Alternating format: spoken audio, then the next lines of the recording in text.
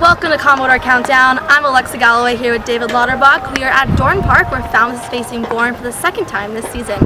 Tonight's starting pitcher is Ryan Mosley from Texas Tech University. Now, David, he's 0-1 this season. What's he going to do tonight? He's going to just try to get hitters out, flat out. It's that simple. Bourne is pretty bad hitting with runners in scoring position and 2 outs. Their batting average just less than 250. It's right around 204. But when it comes to overall their last 5 games, Bourne sits at 3-2 over those 5, but hitting .299 while their pitching staff has an ERA north of 5. So all he needs to do is keep Falmouth in the game and let Bourne's pitchers struggle for the 6th consecutive game. Now that's tonight's starting pitcher. Yesterday's starting pitcher, Alex Young. I spoke with him about what it's like pitching in the Keep League. Honestly, it was awesome. I mean, I never thought I'd be able to, be pitching the Cape. I know it's every kid's dream, really, that, and then pitching the College World Series. So I mean, this is just one of the things you can cross off your bucket list. So it's pretty cool. You played in Northwoods League last summer. How do you compare the two? Honestly, I mean, it's just a better level of baseball. I mean, it's all college baseball, but I mean, this is just the best of the best here. Now, last night you also had 4 strikeouts. What pitch is working for you best?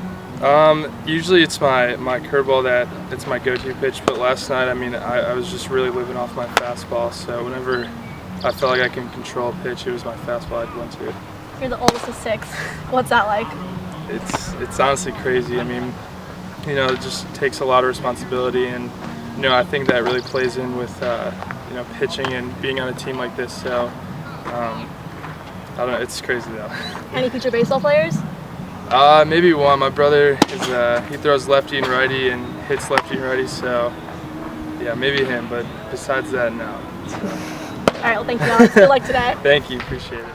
David, Falmouth is currently in 2nd, Bourne's currently in 1st. How do they pick up a game in the standings? Yeah, as you said, they're 2.5 back of the Braves in the West standings. Falmouth sitting at 11-9-1, Bourne at 14-7. And the way they do that is they get to Andrew Sopko early, but they also keep him in the game for as long as possible. I know that sounds a little redundant because their bullpen is very, very good. In just about 51 1/3 innings this season, Bourne's bullpen has an ERA lower than 1.5 runs per game. So they really need to keep that low, and by keeping Sopko in the game, they're facing him for a 3rd time tonight. They banged him for 3 runs last time out, no runs in the first game over at Sandwich High School. So if they can keep adding runs to his resume, I think they'll be fine.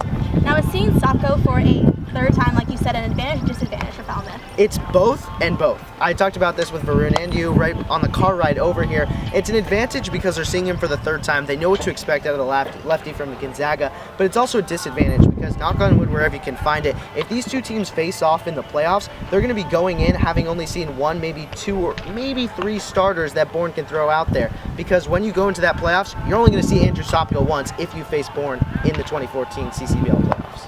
We'll see how it all plays out tonight. First pitch is set at 6 o'clock, audio pregame at 5:45 on Ustream, so stay tuned.